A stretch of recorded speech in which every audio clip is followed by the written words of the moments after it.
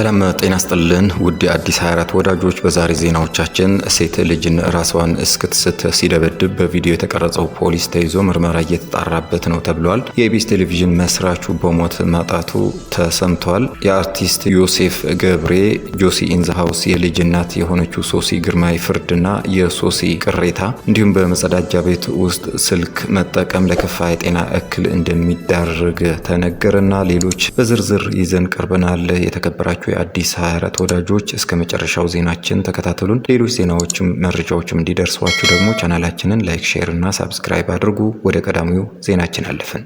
የኢቢኤስ ቴሌቪዥን ዋና ስራ አስፈጻሚ የነበሩት አቶ አማን ፍስሐ ጽዮን ከዚህ ዓለም በሞት ተለዩ። የኢቢኤስ ቴሌቪዥን ዋና ስራ አስፈጻሚና መስራች የነበሩት አቶ አማን ፍስሐ ጽዮን ባደረባቸው ህመም በሕክምና ሲረዱ ቆይተው ዛሬ የካቲት 4 ቀን 2018 ከዚህ ዓለም በሞት ተለይተዋል ተብለዋል። ለኢትዮጵያ ሚዲያ እድገት ስኬት የማይተካ ሚና ተጫውተዋል የሚባሉት አቶ አማን የታላቅ ራዕይ ባለቤትና ብርቱ ሰው እንደነበሩም ኢቢኤስ ባወጣው የሀዘን መግለጫ አስታውቋል። አዲስ 24 በአቶ አማን ፍስሐ ጽዮን ህልፈት የተሰማውን ሀዘን እየገለጸ ለቤተሰቦቻቸው ለወዳጅ ዘመዶች መጽናናትን ይመኛል። አስተናጋጇን የደበደበው ፖሊስ በአዲስ አበባ ፖሊስ ተይዟል ተብሏል። የሰብአዊ መብት ጥሰት ፈጽሟል የተባለ የፖሊስ አባል በቁጥጥር ስር ውሎ ምርመራ እየተደረገበት ይገኛል። የአዲስ አበባ ፖሊስ የሰብአዊ መብት ጥሰት ፈጽሟል ባለው አባል ላይ ምርመራ እያጣራ መሆኑን ከውስጥ ምንጮች ማረጋገጥ ተችሏል። በጉለሌ ክፍለ ከተማ አዲሱ ገበያ ወረዳ 10 ፖሊስ ጣቢያ አካባቢ ከሚገኝ አንድ ባርና ሬስቶራንት ኳስ በሚያዩ ወጣቶች ምክንያት በተፈጠረ አለመግባባት ችግሩን ለመፍታት የደረሱት የፖሊስ አባላት በወቅቱ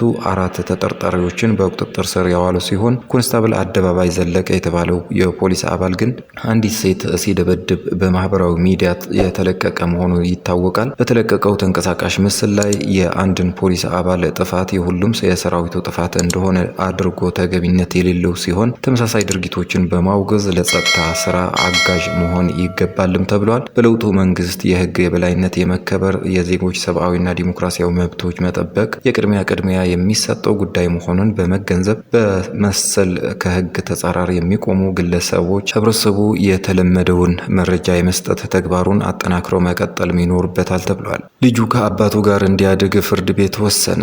የአርቲስት ዮሴፍ ገብረ ጆሲ የልጅ እናት የሆነችው ሶሲ ግርማይ ለ6 ወራት ያህል ሲካሄድ የቆየውን የልጅ አስተዳደግ ክርክር የፍርድ ቤት ውሳኔ ተከትሎ መልእክት አስተላልፋለች። ሶሲ በፍርድ ቤቱ ወቅት የቀረቡበትን ክሶች በሙሉ በምስክርና በማስረጃ ብታፈርስም ውሳኔው ግን ከእናትነት ይልቅ ለቁስና ለሀብት አድልተዋል ስትል ወቅሳለች። ሶሲ በመልእክቷ ላይ እንደገለጸችው በክሱ ወቅት ሱሰኛ ነች፣ ባር ትሰራለች፣ አምሽታ ትገባለች፣ ልጇን ለገንዘብ መጠቀሚያ አድርጋለች የሚሉ ከባድ ስም ማጥፋቶች ቀርበውባት እንደነበር ተናግራለች። ሆኖም የስራ ባህሪዋ የባልትና ውጤቶችን ማዘጋጀት እንደሆነ በጎረቤቶቿ ተመስክረዋል። ምንም አይነት ሱስ እንደሌለባትና ለልጆቿ መልካም እናት መሆኗን በምስክር ተረጋግጧል። አባትየው አርቲስት ዮሴፍ ወይም ጆሲ ኢን ዘ ሃውስ ለልጁ ትምህርት ቤት ክፍያ እንደማይከፍል እንዲያውም በትምህርት ቤቱ እንደማይታወቅ በትምህርት ቤቱ መረጃ መረጋገጡን ገልጻለች። ሶሲ እንደገለጸችው የሶሻል ወርከሮቹ ያቀረቡት ሪፖርት እሷ ካቀረበችው የሞራልና የእናትነት ብቃት ይልቅ በአባትየው ቁሳዊ አቅም ላይ ያተኮረ ነበር ብላለች። የእሱ ገቢ ከእሷ ይበልጣል። የእሱ ቤት ትልቅ ነው፣ የልጁ መኝታ ቤት አለው፣ ሰፈራቸው ቦሌ ነው፣ መጫወቻ ብዙ አለው የሚሉ ነጥቦች በውሳኔው ላይ ትልቅ ድርሻ እንደነበራቸው ጠቁማለች። በዚህ ምክንያት ፍርድ ቤቱ ልጁ ከአባቱ ጋር እንዲያድግ የወሰነ ሲሆን እናትየው በ2 ሳምንት አንድ ጊዜ እሁድ ዕለት ብቻ ለጥቂት ሰዓታት እንድትጎበኝ ተፈቅዶላታል። ሶሲ አሁን ያለችበትን የጤናና የስነ ልቦና ሁኔታ ስትገልጽ ሆስፒታል ተኝቼ ነው የምጽፈው ብላለች። እናትነት ከቤትና ከመኪና አኳያ ተመዝኖ ዝቅ መደረጉ እጅግ እንደሰበራትና አሁንም ፍርዱ ለፈጣሪ እንደምትተው ገልጻለች። በመጨረሻም በዚህ አስቸጋሪ ጊዜ ከጎና ለቆመችው ጠበቃዋ ሰብለ አሰፋና ለጸለዩላት ወዳጆቿ ምስጋናዋን አቅርባ አሁን ደክሞኛል ልረፍ ስትል መልእክቷን ደምድማለች።